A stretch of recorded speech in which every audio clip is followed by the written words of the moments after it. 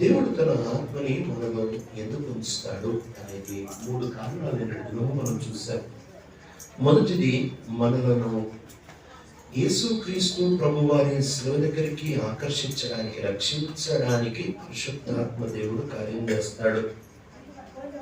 రెండవది, యేసుని ఆకర్షణీయంగా మనకి చూపిస్తాడు. యేసుని ఎంత ఆకర్షణీయంగా చూపిస్తాడంటే, యేసుని ఎంత ఆకర్షణీయంగా మనకి ఆయన కనపరుస్తాడు అని అంటే, ఏదన్నా వదులుకుంటాం ఆయన కొరకు ఎంతటి విషయాన్నైనా కాదనుకునే అంత ఆకర్షణీయంగా మన ప్రభుని మనకి చూపిస్తాడు. మూడవది, పరిశుద్ధాత్మ దేవుడు మనకి ఎందుకు అనుగ్రహించబడతా వచ్చారు అనంటే, ప్రతి దినము మనం పరిశుద్ధపరచబడడానికి ఆయనని అనుగ్రహిస్తూ వచ్చారు. ఒక మాటలో, పరిశుద్ధ ఆత్మ మనలను పరిశుద్ధతలోనికి నడిపించడానికి, రోజు రోజుకి మనపై పని చేయడానికి ఆయన చాలా రకాలుగా పనిచేస్తాడు. ప్రాముఖ్యంగా 3 రకాలుగా పరిశుద్ధాత్మ దేవుడు పనిచేస్తాడు. మొదటిది, ఆయన మన పాపమును మనకి చూపించే పని చేస్తాడు. పరిశుద్ధాత్మ దేవుడు ఒప్పించే పని చేస్తాడు. అంటే నువ్వు పాపం చేసిన తర్వాత పరిశుద్ధాత్మ దేవుడు నిన్ను గుచ్చకపోతే, నీకు చూపించకపోతే, నీకు పాపం పెద్ద పాపంగా ఏమీ అనిపించదు. రోమిలికి రాసిన పత్రిక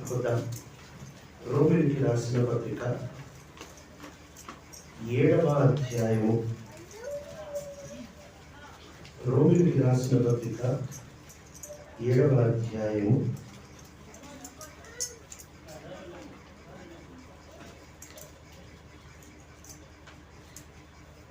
13వ వచనం చదువుతారా? ఉత్తమమైనది నాకు మరణకరమైన అట్లా రాదు, అయితే పాపము ఉత్తమమైన దాని మూలముగా నాకు మరణము కలుగ చేయొచ్చు. పాపము పాపమైనట్లు అగుపడు నిమిత్తము, అనగా పాపము ఆజ్ఞమూలముగా అత్యధిక పాపముకు నిమిత్తము అది నాకు మరణకరమాయను. పాపముగా ఆగుపడడానికి, పాపము ఇంగ్లీష్ లో చాలా బాగుంటుంది, that sin might be seen as utterly sinful. పాపాన్ని పాపముగా చూడడానికి పరిశుద్ధాత్మ దేవుడు మనకి ఎంతైనా అవసరము. లేకపోతే పాపముగా మనం చూడలేము. మన కళ్ళు పూర్తిగా ఎఫెసీ 2:1 ప్రకారము చచ్చిన వారు గనక మనకు అసలు పాపంగానే కనపడదు. అది మామూలుగానే కనిపిస్తుంది, సహజంగానే కనిపిస్తుంది. దీంట్లో ఏం తప్పు ఉంది అని అనిపిస్తుంది. ఇది మన స్థితి. కయ్యేను ఏబేలుని చంపాడు. చంపిన తర్వాత కయ్యేనుని దేవుడు దర్శించి, ఏబేలు ఎక్కడ అంటే ఏం పాపం చేయాలంటే ఏముంది దీంట్లో తప్పు అన్నట్టే మాట్లాడుతున్నాడుగా. దావీదు బెత్షెబాతో పాపము చేసిన తర్వాత, ఊరియాని చంపించిన తర్వాత ఆ పాపపు మైకంలో తిరుగుతూ వచ్చినప్పుడు ఆయనకి అది పాపం అనిపించట్లేదు. ఒక వ్యక్తికి పాపము అని అనిపించాలి అనంటే పరిశుద్ధాత్మ దేవుడు సామర్థ్యం ఇచ్చినప్పుడు మాత్రమే పాపమును నిజముగా అది ఎంత అసహ్యమైనదో, ఎంత ఘోరమైనదో అట్లా చూసే సామర్థ్యాన్ని పరిశుద్ధాత్మ దేవుడే మనకి ఇవ్వగలడు. పరిశుద్ధాత్మ దేవుడు మనకి ఇవ్వకపోతే మనకి ఆ సామర్థ్యం ఉండదు. పాపాన్ని ఏదో తప్పుగా చూస్తామేమో, పాపాన్ని ఏదో పొరపాటుగా చూస్తామేమో, పాపాన్ని ఏదో అందరూ చేస్తున్నారులే అన్నట్టు చూస్తామేమో. కానీ దేవుడు పాపాన్ని ఎంత ఘోరంగా, ఎంత అధ్వానంగా, ఎంత అసహ్యంగా చూస్తున్నాడు. మనం అంత అసహ్యంగా చూడలేము. పరిశుద్ధాత్మ దేవుని సామర్థ్యం మనకి ఇచ్చినప్పుడు మాత్రమే పాపాన్ని చాలా అసహ్యంగా మనం చూడగలము. యెషయా ప్రభుని చూశాడు. యెషయా ప్రభుని చూడక మునుపు తన పెదవులలో పాపం ఉండింది. అయితే ఆయన ఆ పాపమును చూడలేకుండా, నేను బాగున్నానులే, నేను ప్రవక్తని కదా, నేను సేవకుడిని కదా, నేను దేవుని వర్తమానాలు ఇచ్చేవాడిని కదా, నేను ఇశ్రాయేలు ప్రజలని గద్దించేవాడిని కదా, నేను నేను నేను దైవోక్తి కలిగిన వాడిని కదా, నేను పరిచర్య చేసేవాడిని కదా, నేను రాజుల ఏంటో నిలబడి దేవుని గురించి చెప్పేవాడిని కదా అని చెప్పి ఆయన పాపాన్ని ఆయన చూసుకోలేకపోతా వచ్చాడు. అయితే ఎప్పుడైతే యెషయా 6వ అధ్యాయంలో ప్రభు యొక్క సన్నిధికి వచ్చాడో, ప్రభు యొక్క సన్నిధికి వచ్చి ఆయన సింహాసనాసీనుడైన ప్రభుని చూశాడు. ప్రభు తన పాపం గురించి ఏమాత్రం మాట్లాడలేదు.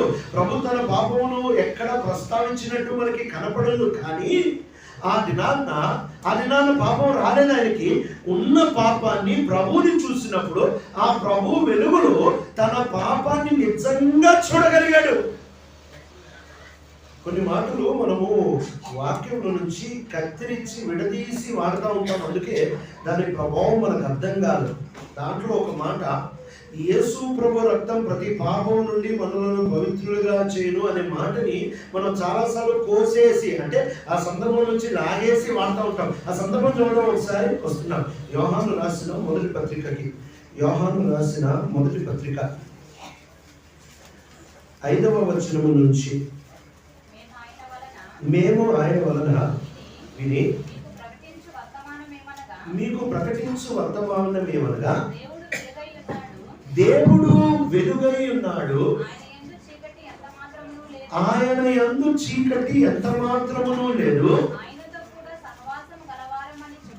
ఆయనతో కూడా సహవాసము గలవారము అని చెప్పుకొని చీకటిలో నడిచిన ఎడల మనము అబద్ధమాడుచు సత్యమును జరిగింపకుందుము. అయితే ఈ మాట బాగా గమనించిన, అయితే ఆయన వెలుగులోనున్న ప్రకారము మనమును వెలుగులో నడచిన ఎడల మనము అన్యోన్య సహవాసము గలవారమై ఉందుము. అప్పుడు ఆయన కుమారుడిని యేసు రక్తము ప్రతి పాపము నుండి మనలను పవిత్రులుగా అప్పుడు అనే ఆ పదం చాలా అద్భుతమైన పదం. ఎప్పుడు అని అంటే, నీ పాపాన్ని నువ్వు ఆయన వెలుగులోనికి రానంతసేపు చూసుకోలేవు. ఆయన వెలుగులోనికి రానంతసేపు నువ్వు పాపాన్ని పాపంగా చూసుకోలేవు. నువ్వు పాపాన్ని పై పైన ఒప్పుకుంటావు. కనుక రాస్తున్న మాట ఏంటో తెలుసా? అప్పుడు, that is when you will confess your sin. అప్పుడు నీ పాపం నీకు అర్థమవుతుంది. అప్పుడు యేసయ్య రక్తము నీ ప్రతి పాపము నుండి నిన్ను పవిత్రుడిగా చేస్తారు. ఈ పాపం ఎప్పుడు అర్థమైంది? ఆయనతో నడిచే కొలది, ఆయనతో అన్యోన్య సహవాసం కలిగి ఉండే కొలది, ఆయన వెలుగులో నడిచే కొలది, అప్పుడు మాత్రమే నీ పాపం నీకు అర్థమవుతుంది. లేకపోతే అంతా జనరల్ ఒప్పుకోవడమే మంది. ఒక ఆయన వాచ్ నైట్ సర్వీస్ లో ఒప్పుకోలు వర్తమానం ఇస్తారుగా. ఒప్పుకోలు వర్తమానం ఇచ్చిన తర్వాత పాపం ఒప్పుకోవడానికి ఒక్కొక్కరికి అవకాశం ఇస్తే ఆయన ప్రార్థన చేస్తున్నారు. ఏం ప్రార్థన చేస్తున్నారు అని అంటే, ప్రభువా, గత సంవత్సరం అంతా పొరపాటున తెలియకుండా ఎక్కడన్నా పాపం చేసుంటే క్షమించు అని నాకు అది తెలిసాను. ఎక్కడున్నాడు ఈయన? పొరపాటున తెలియకుండా ఎక్కడన్నా పాపం చేసుంటే, సార్ ఎక్కడున్నావు సార్ నువ్వు అనుకొని కలుదేసి సంబంధం కనపడలేదు ఆయన. బేసిక్ గా మనం ప్రభుని చూడనంతసేపు ఇలానే ఉంటాము. నువ్వు యేసయ్యని చూసావనే దానికి రుజువు ఏంటో తెలుసా? నువ్వు యేసయ్యని చూసావు, నువ్వు యేసు ప్రభుని చూసావు అనే దానికి రుజువు ఏంటి అని అంటే, నిన్ను నువ్వు సరిగ్గా చూసుకుంటావు. ఒక వ్యక్తి ఏదో జ్వరం వచ్చింది, జ్వరం మాత్రం ఉందండి, నాకు పెద్ద రోగం ఏమి లేదు, జ్వరం మాత్రం ఉంది అనుకుంటున్నాడు. డాక్టర్ దగ్గర తీసుకెళ్తే డాక్టర్ గారు ఏమైందండి? ఏమి లేదండి, జ్వరం మాత్రం ఉంది అంటున్నాడు. ఆయన డయాగ్నోస్టిక్ టెస్ట్ ఒకటి రాశాడు, ఒక పరీక్ష తీసుకొని రా అని రాశాడు. ఆ పరీక్ష చేయించుకుంటే బయటపడింది ఏంటంటే ఈయనకి క్యాన్సర్ ఉందని. టెస్ట్ చేయించుకునేంత వరకు ఈయన జ్వరం మాత్రమే అంటాడు. టెస్ట్ చేసుకుంటే మాత్రమే ఈయన రోగం బయటపడుతుంది. అట్లానే నువ్వు ప్రభు సన్నిధికి రానంత కాలము నువ్వు సమాజమును చూస్తే నేను కొంచెం తప్పులు అక్కడక్కడ చేస్తానండి అని నీకు అనిపిస్తుంది. నువ్వు ఎప్పుడైతే నిన్ను నువ్వు సంఘములో వేరే వాళ్ళతో పోల్చుకుంటే, నేను కూడా అప్పుడప్పుడు పాపం చేసేవాడినే అని అర్థమవుతుంది. కానీ ఎప్పుడైతే ఆయన వెలుగులో ఆయనని చూస్తావో, ఆ రోజు నీ అవయాల్లో ఉంటున్న ప్రతి పాపము you will see it as utterly sinful. నీ పాపమును పూర్తిగా ఎలా చూడాలో అలా చూస్తావు. యెషయా ప్రభుని చూశాడు. ప్రభుని చూసినప్పుడు యెషయా అంటున్న మాట ఏంటి తెలుసా? ఆయన చాలా చక్కగా ఉంటాడు. మా మాట యెషయా గ్రంథము 6వ అధ్యాయానికి వద్దాం. యెషయా గ్రంథము 6వ అధ్యాయం 3 మాటలు అంటాడు ఆయన. ప్రభువుని చూసిన ఎవడన్నా ఈ 3 మాటలు అనాల్సిందే. యెషయా గ్రంథము 6వ అధ్యాయము ఆయన అంటున్న మొదటి మాట 5వ వచనం చదువుతారా?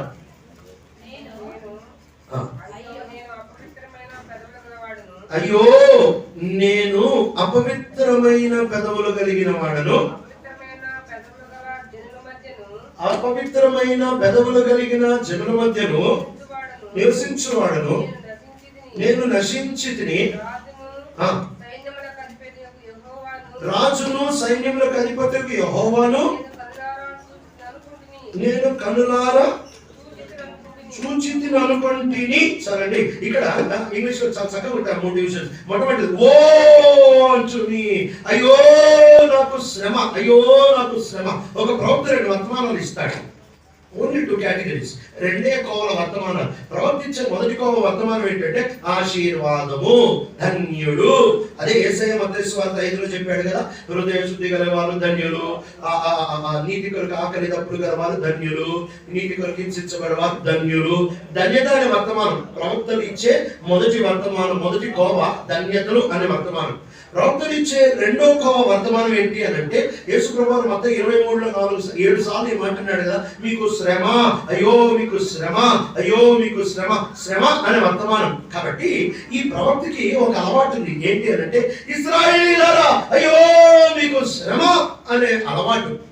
ఈ వర్తమానం రాగానే ఒలుగుతాడు ఇశ్రాయేలీయుడు. ఎందుకు అని అంటే, ఆయన ధన్యత అని అనగానే అబ్బా ఈరోజు మంచి మెసేజ్ చెప్తాడా, ఈరోజు అంతమల్ని మెచ్చుకునే మెసేజే, ఈరోజు అంతమల్ని దీవించే మెసేజే అని భలే ధైర్యంగా కూర్చుంటారు ఇశ్రాయేలు ప్రజలు. కానీ ప్రవక్త కనుక అయ్యో అన్నాడంటే ఒలుగుతూనే కూర్చుంటారు. ఎందుకంటే ఏమొస్తుందో వర్తమానంలో తెలియదు, దేవుని తీర్పు ఏమి రాబోతుందో తెలియదు. యెషయా అప్పటి వరకు ప్రజలని అయ్యో అయ్యో మీకు శ్రమ, అయ్యో మీకు శ్రమ అంటున్నాడు. ఆ రోజు ఏమంటున్నాడు తెలుసా, ప్రభుని చూడంగానే అయ్యో నాకు శ్రమ, ఓ అంటూ మీ, అయ్యో నాకు శ్రమ అంటున్నాడు. ఎప్పుడన్నా ప్రభుని మనం చూస్తే ఇది తప్పు ఇంకో రెస్పాన్స్ ఉండదండి. అయ్యో నాకు శ్రమ. ఎందుకంటే అప్పుడు మాత్రమే నిన్ను నువ్వు కరెక్ట్ గా చూసుకుంటావు. యేసుని యేసుగా చూసినప్పుడు మాత్రమే పాపమును పాపముగా చూడగలవు. మాట మళ్ళీ చెప్తా, చాలా విలువైన మాట. యేసుని యేసుగా చూసినప్పుడు మాత్రమే పాపమును పాపముగా చూడగలవు. లేకపోతే నువ్వు పాపాన్ని కొంచెం తక్కువగానే చూస్తావు, లేకపోతే నువ్వు పాపాన్ని పర్వాలేదు అన్నట్టుగానే చూస్తావు, లేకపోతే పాపాన్ని సహజమేగా అన్నట్టు చూస్తావు, లేకపోతే పాపాన్ని అందరు చేస్తున్నారుగా అన్నట్టు చూస్తావు. కానీ యేసుని ఎప్పుడైతే చూస్తావు, లేక దేవుణ్ణి ఎప్పుడైతే చూస్తావో అప్పుడు నీ పాపం పాపంగా కనపడుతుంది. అదే కాకుండా అయ్యో నాకు శ్రమ అని చెప్పి ఆ తర్వాత నేను నశించి తిని. ఈ మాట ఇంగ్లీష్లో చాలా బాగుంటుంది. For I'm ruined. ఇంకో మాటలో కేజీబీలో చాలా బాగుంటుంది. ఫర్ ఐఎమ్ అండన్ అంటే నేను లోపల నుంచి విచ్ఛిన్నమైపోతున్నాను. నా ఎముకలు, నా కణకణాలు, నా అవ్యాలు లోపల నుంచి విచ్ఛిన్నమైపోతున్నాయి. ముక్కలు అయిపోతున్నాయి. ఎందుకు అనంటే ఈ పరిశుద్ధుని సన్నిధికి నేను వచ్చినప్పుడు ఇక నా అవయవంలో ఒక్క కణం కూడా నిలబడదని నాకు అర్థమైపోతుంది. I been disintegrated from inside. నేను లోపల నుంచి విచ్ఛిన్నమైపోతున్నాను. అదే కాకుండా ఈయన 3వ మాట అంటున్నాడు, తన పెదవులలో పాపం చూశాడంట. ప్రవక్త అంటే ఎవరు? ప్రవక్త అంటేనే ఒక కీబోర్డు వేసి ఆయన దేవుని కొరకు వాయించే వ్యక్తి ఒక ఆయన ఉన్నాడు అనుకో. ఆయన అవ్యాలలో అన్నిటికంటే పవిత్రమైన అవయవం ఏంటి?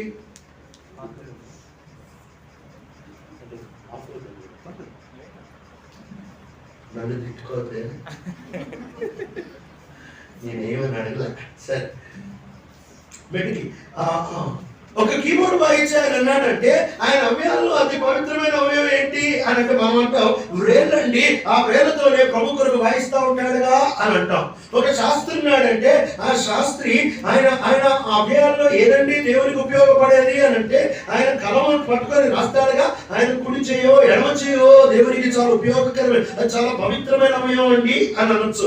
కానీ ఒక ప్రవక్త దగ్గరికి వచ్చినప్పటికీ ప్రవక్త పెదాలేగా, పెదాల ద్వారా దైవోక్తి పలుకుతాడు, పెదాల ద్వారానే దేవుని మాటలు తెలియజేస్తూ ఉంటాడు. ఇంకో మాటలో ఆయన అవయవాలన్నింటిలో అతి పవిత్రమైన అవయవం ఏంటి అని అంటే తన పెదవులేగా.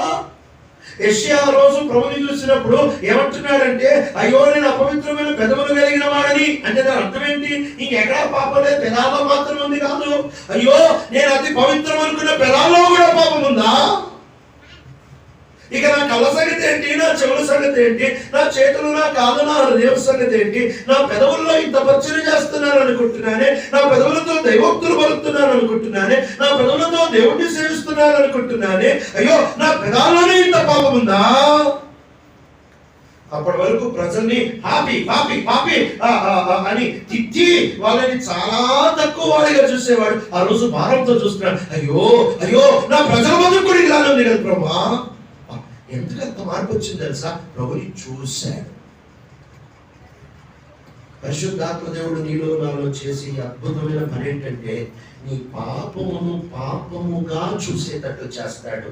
నీ పాపము దేవుడు దాన్ని ఎంత అసహ్యంగా చూస్తున్నాడో అంత అసహ్యంగా చూపించేటట్టు చేసే పని పరిశుద్ధాత్మ దేవుడే. ఆయన ఒప్పిస్తాడు. ఆయన ఎలా ఒప్పిస్తాడట ఆ మాట కూడా చూద్దాము. వద్దాము యోహాను సువార్తకి. యోహాను సువార్త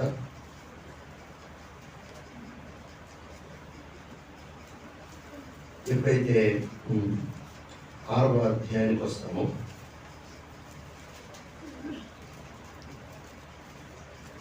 63వ వచనం చూద్దాం. ఆత్మయే జీవింపచేయుచున్నది, శరీరము కేవలము నిష్ప్రయోజనము. నేను మీతో చెప్పి ఉన్న మాటలు ఆత్మయు జీవమునై ఉన్నవి కానీ మీలో విశ్వసించని వారు. సరేండి, ఇక్కడ మనం చూసినట్లయితే చాలా చక్కగా ప్రభు చెప్తా ఉంటున్న మాట ఏంటి అని అంటే, పరిశుద్ధాత్మ దేవుడు మాత్రమే జీవమును కలగజేస్తాడు. Flesh counts for nothing. నీ శరీరం వల్ల ఏం మాత్రం ప్రయోజనం లేదు. ఆయన ఒక్కడే జీవమును కలగ చేయగలిగిన వాడు. నీ జీవితంలో నువ్వు రోగాన్ని గుర్తుపడితే కానీ మందు వేసుకుంటాడు.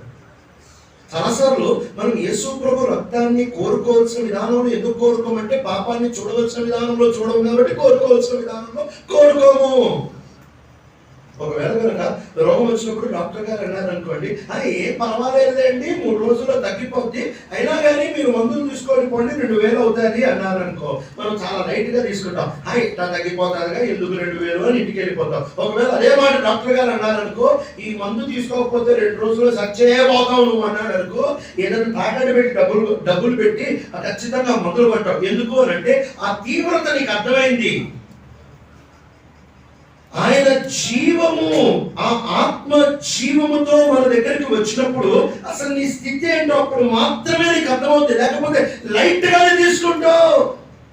పరిశుద్ధాత్మ దేవుడు మన పాపాన్ని చూపిస్తాడు. He will show our sin as utterly sinful. అది చాలా ఏమైన, ఎంత అసహ్యమైనది అన్నట్టు చూపిస్తాడు. ఒకసారి దావీదు జీవితాన్ని మనం ఆలోచిద్దాం. పాపం చేశాడు. పాపం చేసిన తర్వాత భార్యతో ఊరియా భార్యతో పాపం చేశాడు. ఆ తర్వాత తనను చంపించేస్తా వచ్చాడు. ఇప్పుడు ఇంచుమించు 9 నెలలు గడిచిపోతా వచ్చింది. ఆమె పిల్లవాడిని కనే పరిస్థితి వచ్చేస్తా వచ్చింది. చక్కగా పెళ్లి చేసేసుకున్నాడు. ఏమీ చల్లం లేకుండా హ్యాపీగా జీవించేస్తా ఉన్నాడు. అప్పటికే ఆయన దేవుని సన్నిధిని పోగొట్టుకున్నాడు. యెషయా కీర్తన 51 రాస్తాడుగా, దేవుని సన్నిధిని అప్పటికే పోగొట్టుకున్న పరిస్థితి. అప్పటికే పరిశుద్ధాత్మ దేవుని సన్నిధిని పోగొట్టుకున్న పరిస్థితి. నాతాను వచ్చాడు. నాతాను వచ్చి ఎప్పుడైతే మాట్లాడుతూ ఉంటాడో, పరిశుద్ధాత్మ దేవుడు ఆయన పాపాన్ని ఒక్కసారి చూపించేటప్పటికి అప్పుడు ఏడుస్తాడు, అప్పుడు ఎలుగెత్తుతాడు, అప్పుడు మొదలు పెడతాడు కీర్తనలు రాయడము. ఇన్ని రోజులు అదే పాపం చేసావుగా, మరి అన్ని రోజులు నీకు ఎందుకు ఆ ప్రతిస్పందన లేదంటే, నాకు అర్థం కాలేదు చాలు నా పరిస్థితి, నేను ఎంత గలీజ్ పని చేశాను.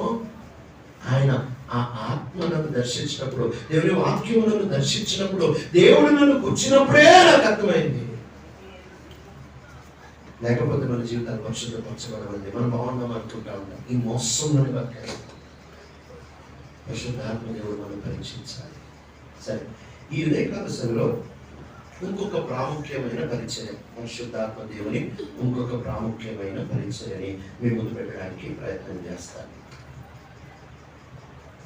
పరిశుద్ధాత్మ దేవుడు మనలను రక్షించడం మాత్రమే కాదు, మనకి యేసుని అమూల్యమైన వాడిగా చూపించడం మాత్రమే కాదు, మనలను పరిశుద్ధపరచడం మాత్రమే కాదు, నాలుగవది ఆయన మనలను ఆయన పని కొరకై ఉపయోగపడే వారిగా మారుస్తాడు.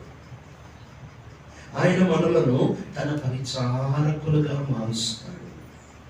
ఈ రోజుల్లో రక్షణ గురించిన అవగాహనని మనం ఎంత కల్తీ చేసేసాము అని అంటే, ప్రజలకి నచ్చడానికి సువార్తని కల్తీ చేసి, ప్రజల నాడికి నచ్చడానికి సువార్తని పిట్టకథలుగా మార్చేసి, ఎక్కువ ప్రజలని ఆకర్షించడానికి సువార్తలో కష్టతరమైన భాగాలన్నీ కోసేసి, విశ్వసిస్తే చాలు, ఒక్కసారి చెయ్యెత్తితే చాలు, ఒక్కసారి ఏడుస్తే చాలు, ఒక్కసారి కాటు నింపితే చాలు, ఒక్కసారి చిలకలాగా నా వెనకాల పాపి ప్రార్థన చేస్తే చాలు, ఇదంతా సోది బోగస్.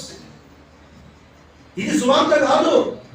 సువార్త అనంటే పాపము గుచ్చబడాలి. సువార్త అంటే నువ్వు నీ అంత ఘోరమైన పాపం కూడా లేడు, నువ్వు పాపివి అని తెలుసుకోనంత కాలం రక్షణని నువ్వు అభినందించలేవు. నువ్వెంత పాపివని తెలుసుకుంటావో రక్షణని అంతగా అభినందించగలవు. యేసు క్రీస్తు ప్రభువారు దమస్కు మార్గంలో సౌలుకి ప్రత్యక్షమైనప్పుడు సౌలు ఆయనను చూచి, ప్రభువా నీవు ఎవడివి అన్నప్పుడు, నీవు హింసించుచున్న యేసుని అని అన్నాడు. ఆయన పాపం ఎంత తీవ్రమైనదో అర్థమైంది. అందుకే తన రక్షకుడు ఎంత మంచివాడో కూడా అర్థమైంది.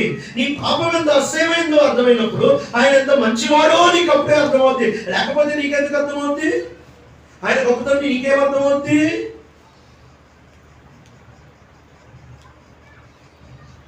ఒకవేళ కనుక మన జీవితాలలో రక్షణని కల్తీ చేసి రక్షణని మారుస్తే, రక్షణ స్వార్థని మారుస్తే, కొత్త నిబంధనలు అంతకంటే పెద్ద శాపం కొట్టలేదు తెలుసా?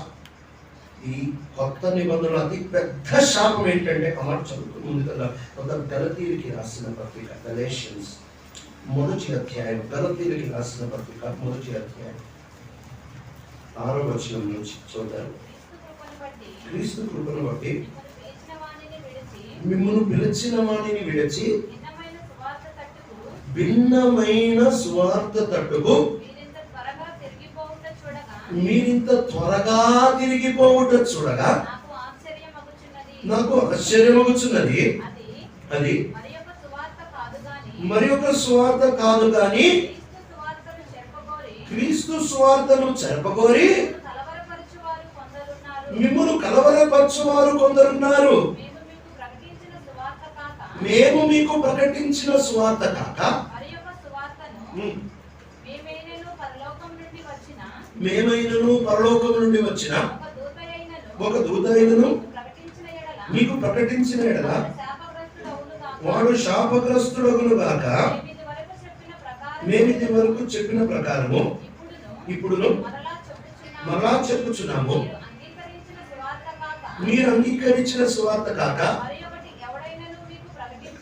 మరి ఒకటి ఎవడైనను మీకు ప్రకటించిన ఎడల వాడు శాపగ్రస్తుడగును గాక.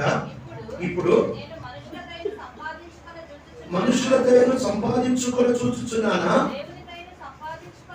దేవుని దయను సంపాదించుకొని చూచుచున్నానా? నేను మనుషులను సంతోషపెట్టగోరుచున్నానా? నేను ఎప్పటికీ మనుషులను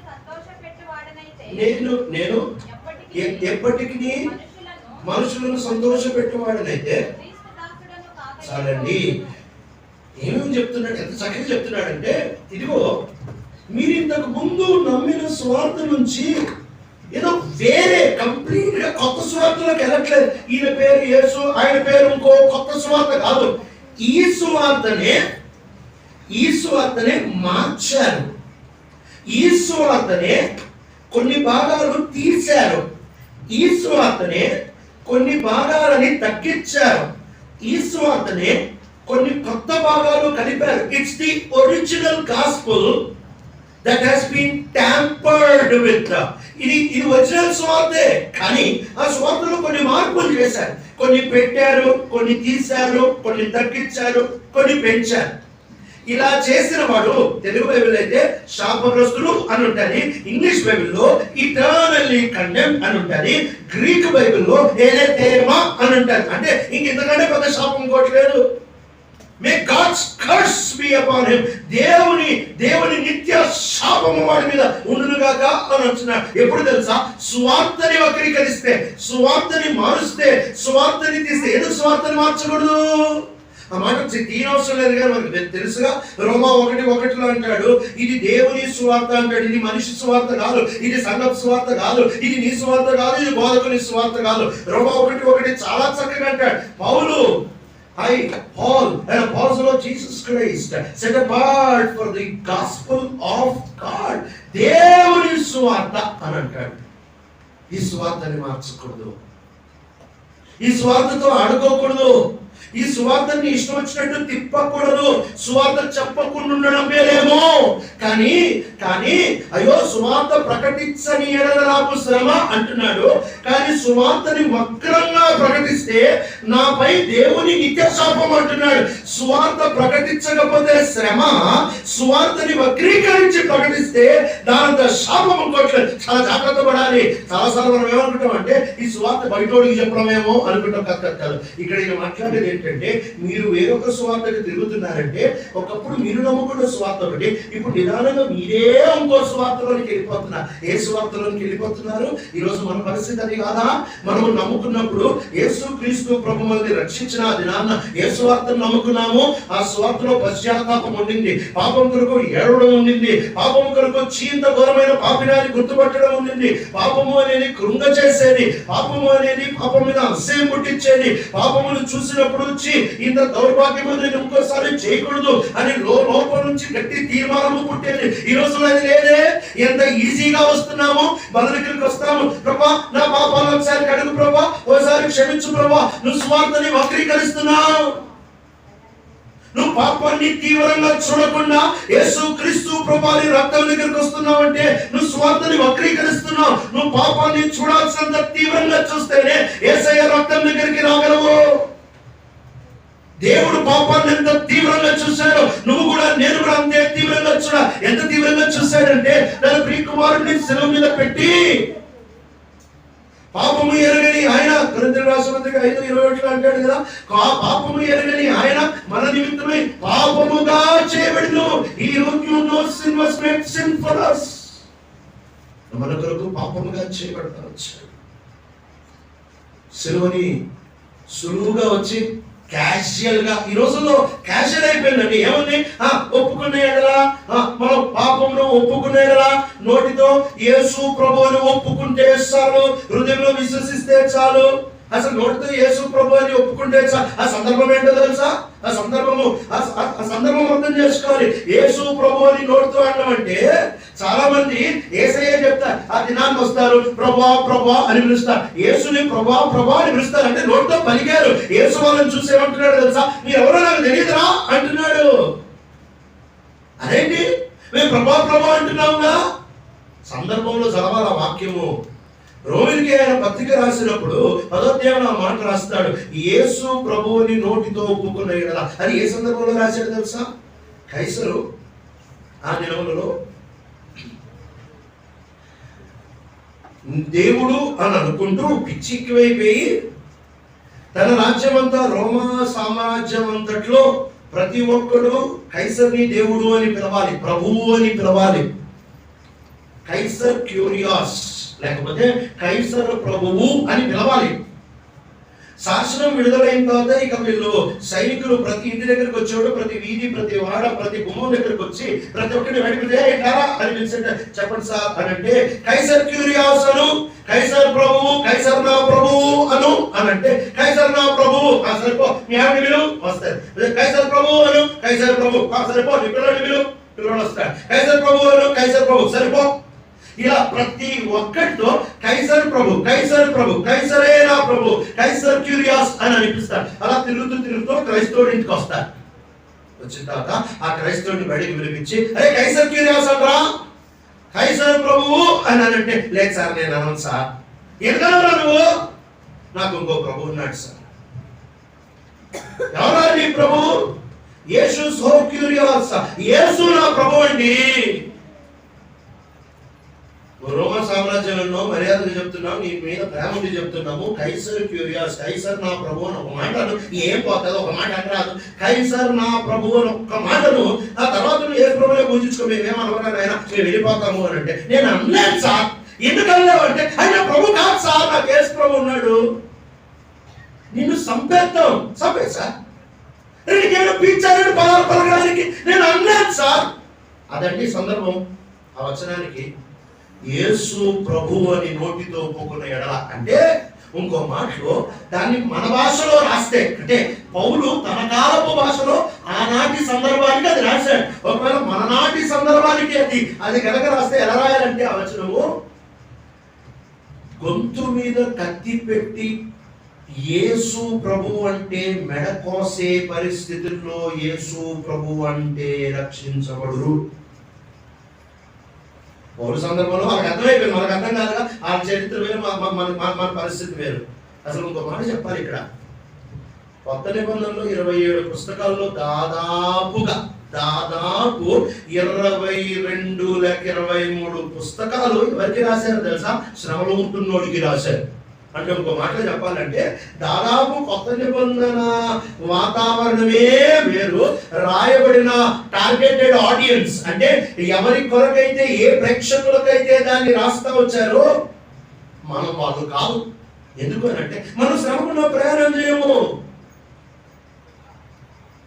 ఈరోజు ప్రభువు ఆయన యేసు నా ప్రభువు సాక్ష్యం కలుగుతున్నావా? పరిశుద్ధాత్మ దేవుడు వచ్చేది ఎందుకో తెలుసా? అపోస్తుల కార్యాలు 1వ అధ్యాయం, అపోస్తుల కార్యాలు 1వ అధ్యాయం, అపోస్తుల కార్యాలు 1వ అధ్యాయం 4వ వచనం.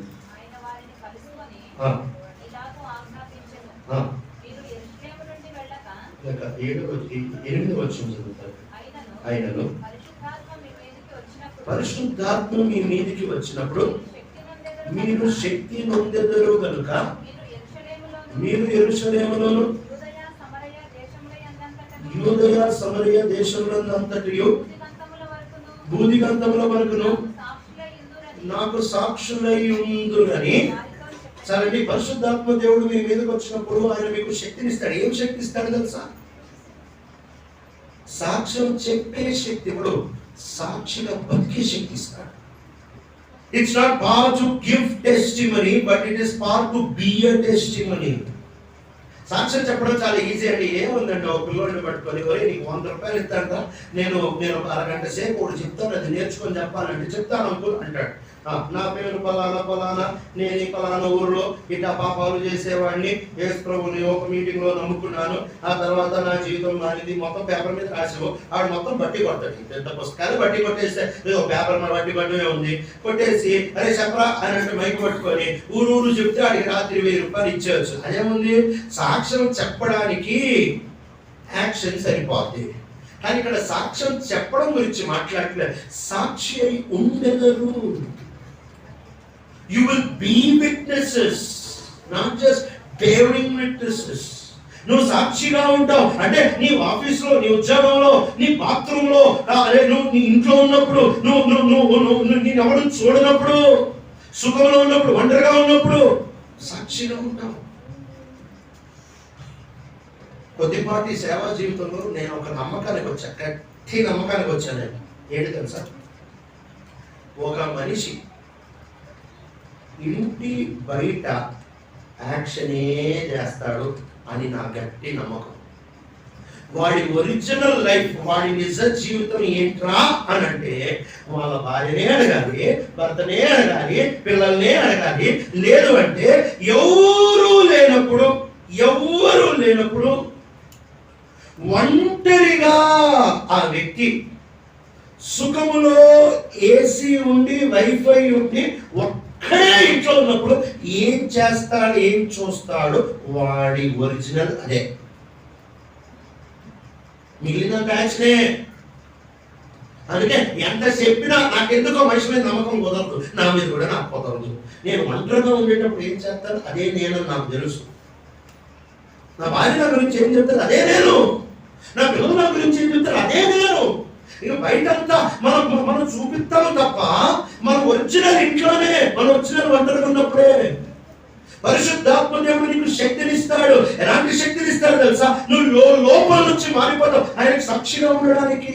పరిశుద్ధాత్మ దేవుడు నీలో నాలో పరిచర్య చేయించడానికి, ఆయన పనికి ఉపయోగపడడానికి ఆయన మనకి పరిచర్య చేస్తాడు. అసలు ప్రభు మనల్ని ఎందుకు రక్షిస్తాడు తెలుసా? మనల్ని ప్రభు ఎందుకు రక్షిస్తాడు అన్నమాట చూద్దాం. అసలు ఎందుకు రక్షిస్తాడు? ప్రకటన గ్రంథం 5వ అధ్యాయం,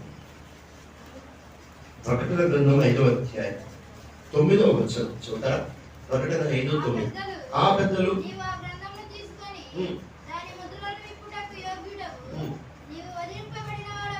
నీవు వధింపబడిన వాడవై నీ రక్తమిచ్చి ప్రతి వంశములోను ఆయా భాషలు మాట్లాడు వారిలోను ప్రతి ప్రజలోను ప్రతి జనములోను దేవుని కొరకు మనుషులను కొని మా దేవునికి వారిని ఒక రాజ్యముగాను యాజకులుగాను చేసితివి. చాలండి, ఇదండి అసలు నిన్ను ఎందుకు రక్షించాడు ఇక్కడ చెప్తా ఉంటున్నాడు. ఎందుకు రక్షించాడు తెలుసా?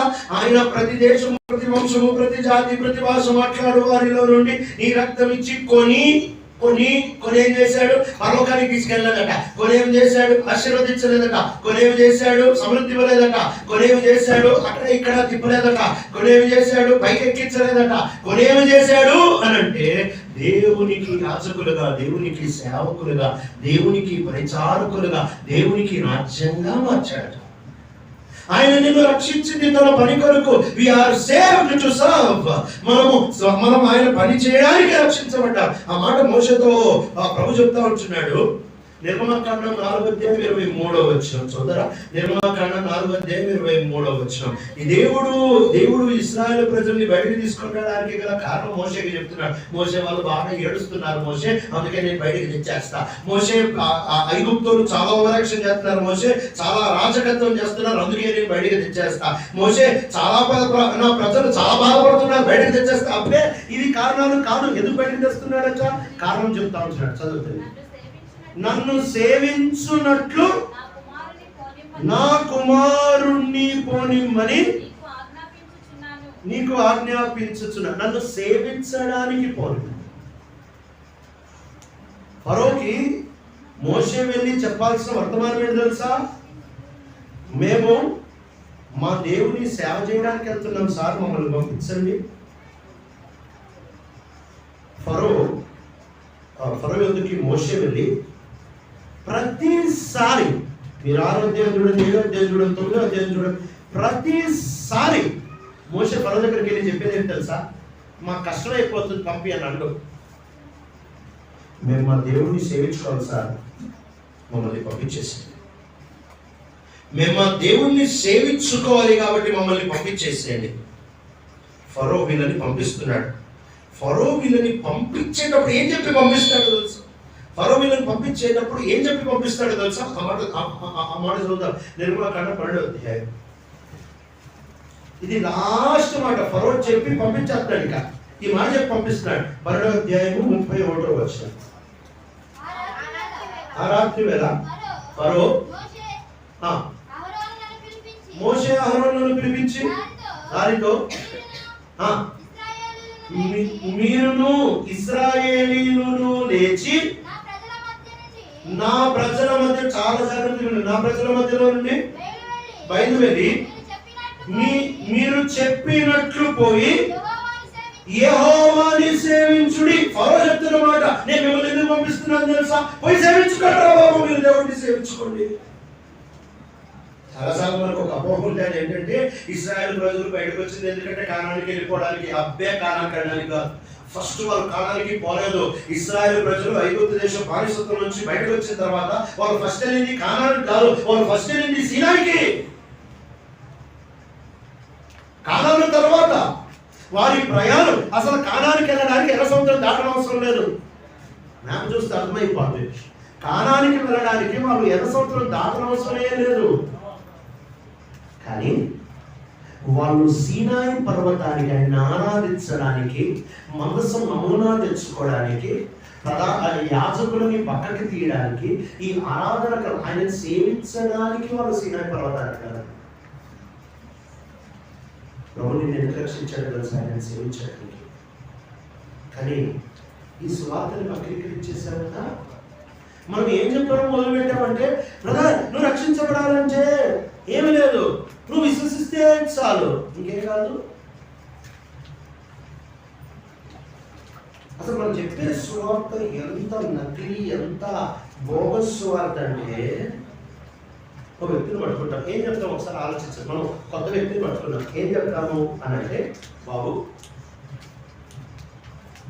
నువ్వు పాపివి, చచ్చిపోతే నరకానికి పోతావు, యేసు ప్రభువుని నమ్ముకుంటే పరలోకానికి పోతావు. ఇదంటే మనం చెప్పే పరిపాలన స్వార్థ.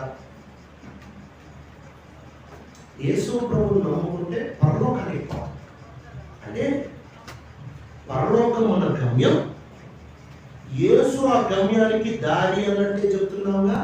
ఇంతకంటే దరిద్రం స్వార్థం పడుతుంటారు. స్వార్థ యొక్క అంతం పరలోకం కాదు. Gospel is not a heaven-centered gospel. It is Christ-centered gospel. స్వార్థ పరలోక కేంద్రీకృతమైన స్వార్థ కాదు, స్వార్థ యేసు కేంద్రీకృతమైన స్వార్థ.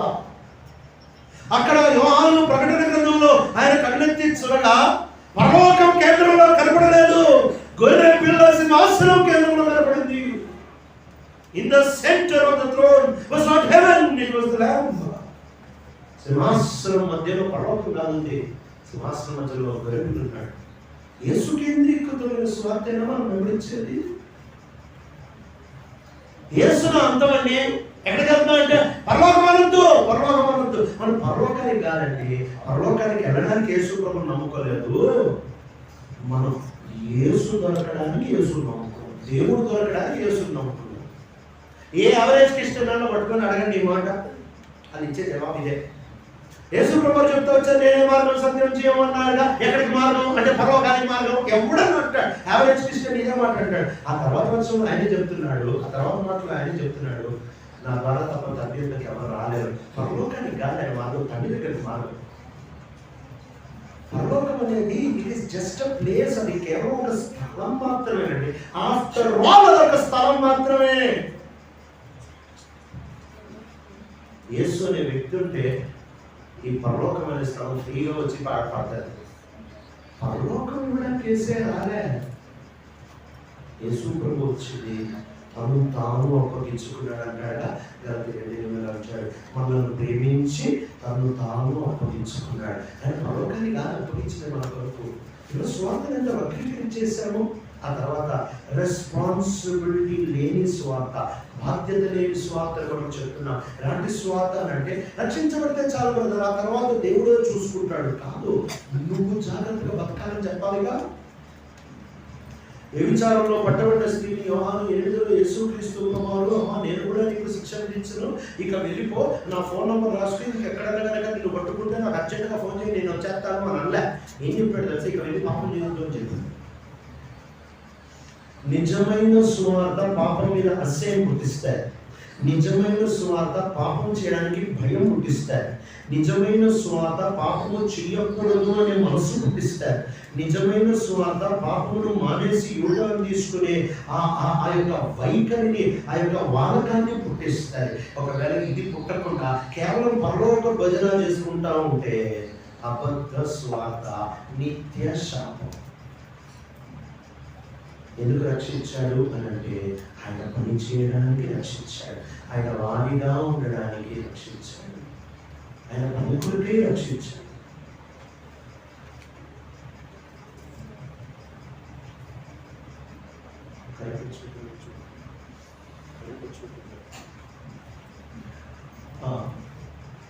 ప్రభు మనల్ని రక్షించేది దేని కొరకు అని అంటే తన వారిగా చేయడానికి, ఆయన పనిని చేయడానికి మనల్ని రక్షిస్తాడు. మాటలు ఎన్నడూ మర్చిపోకూడదు. ఇప్పుడు పరిశుద్ధాత్మ దేవుడు మనలను ఆ పనిని ఎలా చేయిస్తాడు? సమయం అయిపోతుంది కాబట్టి ఒక 2 విషయాలు తూకిగా చెప్పి నేను ముగించేస్తాను. అపోస్తుల కార్యాలు కొంత రక్షించబడిన తర్వాత ఒక వ్యక్తిని బతకాలి.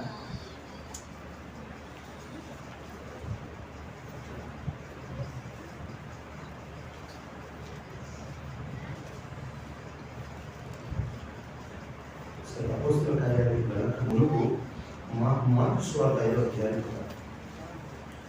మార్కు సువార్త 5వ అధ్యాయం.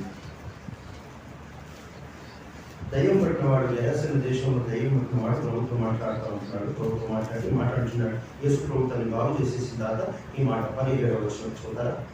మార్కు సువార్త 5:17. తమ ప్రాంతమును విడిచిపోమని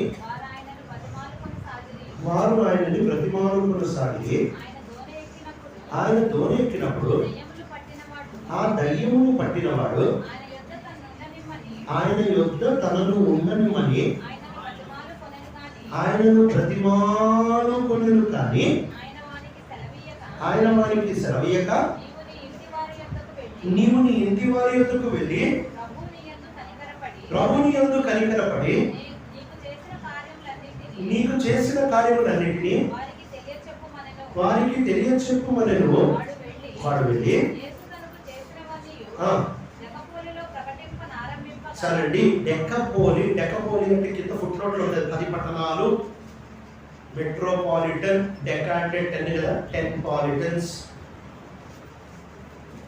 అంటే యేసుని నీ పొమ్మంది ఎక్కడికి తెలుసా? నువ్వు నీ ఇంటికి వెళ్ళరాదు, ఆయన నీ ఇంటికి వెళ్ళి దేవుడికి ఎట్టి గొప్ప కార్యాలు చేశాడో చెప్పుకోవో అని చెప్తే ఈ వ్యక్తి ఎక్కడికి వెళ్ళాడు తెలుసా? ఈ వ్యక్తి 10 పట్టణాలు తిరిగాడంటే యేసు గురించి చెప్పడానికి. ఎందుకు అనంటే ఒక వ్యక్తి నిజంగా రక్షించబడితే లోపల నుంచి పరిశుద్ధాత్మ దేవుడు ఈ మంట పెడతాడు. దేవుడి కోసం ఏదో చేయాలి, దేవుడి కోసం ఏదో సాధించాలి, దేవుడి గురించి చెప్పాలి, నా దేవుడిని చూపించాలి, నా దేవుడి రాజ్యాన్ని కట్టాలి. ఇది బయట నుంచి నేర్పించాల్సిన అవసరం లేదు. రక్షించబడిన వాడు ఇప్పుడు ఆ కుంటోడు బాగుపడ్డాడు. శృంగారవనం అన్న ద్వారం దగ్గర పేతురు యోహాను ఆ కుంటోడికి ఎవరితో లోపలికి వెళ్ళి ఆరాధన చేయి, ఎవరితో లోపలికి వెళ్ళి మా గురించి చెప్పు, లేక దేవుడి గురించి చెప్పు అని ఏం చెప్పలేదు. ఆయన అంతటా ఆయన లోపల నుంచి మంట మండింది పోయి పరిగెత్తుకుంటా చెప్తా వచ్చినాడు. ఎమ్మాయి గ్రామానికి వెళ్తున్న శిష్యులకి యేసుక్రీస్తు ప్రభువు ప్రత్యక్షమై లూకా 24లో మాట్లాడుతూ ఆయన ఎప్పుడైతే వారి గృహానికి చేరుకున్నారో ఆయన తమను తాను ప్రత్యక్షపరుచుకున్నప్పుడు ఈ అమ్మాయి గ్రామపు శిష్యులు యేసుని చూసిన తర్వాత వాళ్ళు అక్కడే కూర్చొని ఉండలేదు. ఎవరు చెప్పలేరు వాళ్ళకి. వాళ్ళు వెంటనే లేచి యెరూషలేము పరిగెత్తుకుంటూ వెళ్ళారు. వెళ్ళి అక్కడ 11 మందికి చెబుతూ వచ్చారు, యేసుని కలిసిన వాడు ఊరుకుంటాడు. ఇదొక మంచి రుజువు అండి. Assurance of salvation. రక్షించబడ్డాడా లేదా అనే దానికి ఒక మంచి, అంటే ఇది ఒకటే అని చెప్పట్లేదు, ఇది రుజువులలో ఒక మంచి రుజువు అని చెప్తున్నా. ఏంటి తెలుసా? వాడు యేసు గురించి చెప్పకుండా ఆగడు, యేసుని చూపించకుండా ఆగడు, యేసు పనిని చేయకుండా ఆగడు.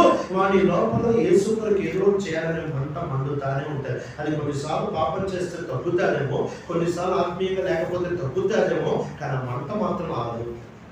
ఏదో చేయాలని. ప్రభువును రక్షించిన తర్వాత నేను వాస్తవంగా చాలా సిగ్గుపడేవాడు. అంటే ఇన్ఫీరియారిటీ కాంప్లెక్స్ అంటారు కదా, హైట్ లో ఉంటారంటే నాకే హైట్ ఆఫ్ ఇన్ఫీరియారిటీ కాంప్లెక్స్. అంటే 10 మంది కొడతారు కానీ కొత్త వాడితో మాట్లాడాలంటే కాలు చేతి కొనిపోతాయి. సిగ్గు. ఈ రోజుకి కార్ డ్రైవ్ చేసేటప్పుడు మా ఆవిడ పక్క నుండి నేను కార్ డ్రైవ్ చేసేటప్పుడు ఏదైనా ఊరు వెళ్ళాలంటే ఆపి ఆ రోడ్డు మీద ఆయన్ని, సార్ ఈ ఊరు ఎక్కడ అని అడగడానికి కూడా మొహమ్మద్ అడగలేదు. నా వల్ల కాదు, నా వల్ల కాదు.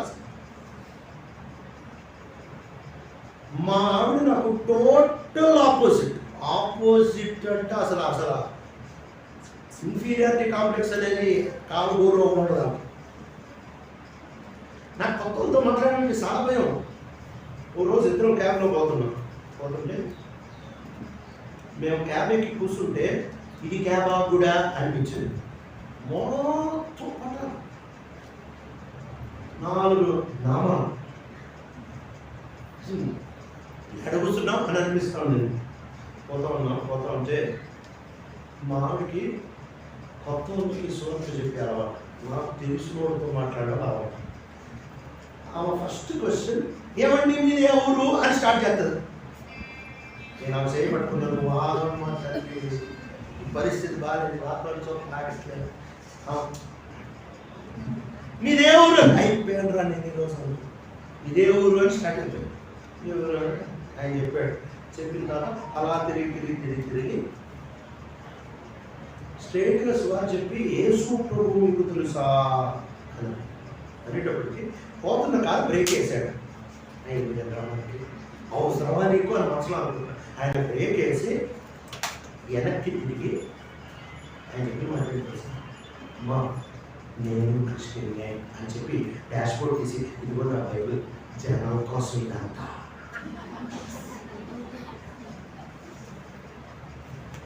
అంత మొమాటం క్యాండిడేట్ నేను, అసలు మాట్లాడాలంటే చాలా భయపడతాను. అలాంటి వాడిని ప్రభు నన్ను రక్షించిన తర్వాత ఏదో చేయాలని ఆశ, కానీ మాట్లాడాలంటే భయం.